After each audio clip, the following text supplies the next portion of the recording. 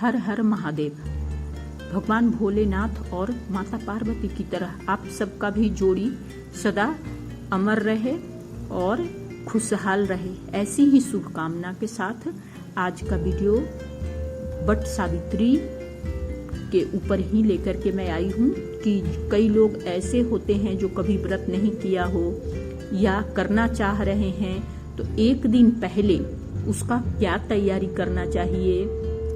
इस बार वीरवार के 6 जून के वीरवार पड़ रहा है, 6 जून को रखना है वट सावित्री व्रत। तो सिर धोना है या नहीं धोना है, क्योंकि वीरवार को हम लोग ऐसे भी सिर नहीं धोते हैं, तो उससे पहले यानी कि बुधवार को ही हमें अपना सिर धो लेना है। और ये भी दिमाग में कई लोगों को आ रहा होगा कि लहसुन प्याज खाना है या नहीं, तो सिर धोने के बाद मेरे समझ से नहीं खाना चाहिए लहसुन प्याज, सात्विक भोजन करना चाहिए एक दिन पहले। और नमक तो खा सकते हैं। अपनी पूजा की तैयारी एक दिन पहले ही यानी बुधवार को कर लें।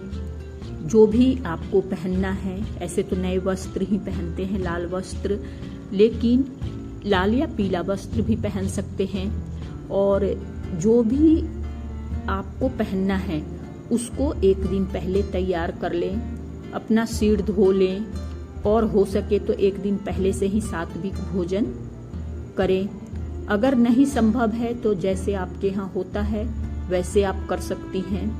अच्छा, अगर के मासिक धर्म हो रहा है तो ऐसे में व्रत करें या ना करें, पूजन करें या ना करें, ये भी सवाल है।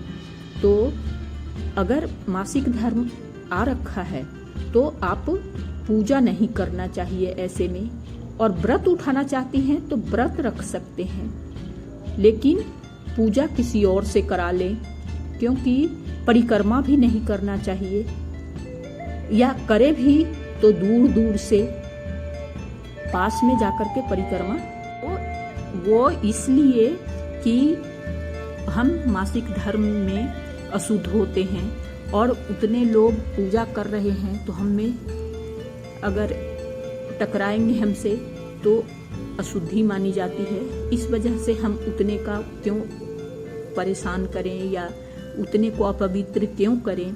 इसलिए थोड़ा दूर हट करके ही अगर परिक्रमा करना भी चाहे तो अपना नहा धो करके साफ कपड़े पहन के और दूर से परिक्रमा कर सकते हैं। उन लोगों में के पास नहीं जाना है जो पूजा कर रहे होते हैं। और उसके बाद आप सिर धोने के लिए बता दी मैं।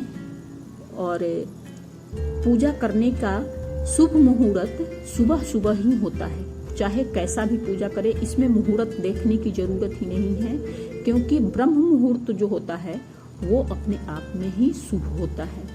तो हो सके तो आप अपने घर के काम निपटा करके सुबह सुबह ही पूजा करें और उसके बाद बाकी काम अपने घर के बाद में करते रहें। अपने पूजा घर का जो होता है, जो रोज हम पूजा करते हैं, वो बाद में आकर के कर लें। और इससे 2 फायदे।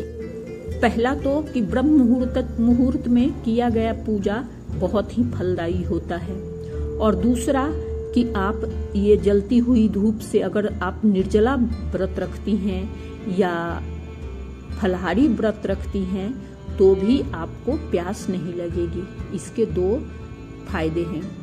और आप अगर आपके पास वट वृक्ष नहीं है, अगर आपके पास वट वृक्ष नहीं है आसपास में, तो क्या करना चाहिए आपको, वट वृक्ष की टहनी मंगा करके, और जिस तरह से तुलसी लगाया हुआ है इस गमले में, इसी तरह से गमले में उसको स्थापित कर दे और उसकी आप परिक्रमा कर सकते हैं, तो भी पूजा आपका पूरा माना जाएगा।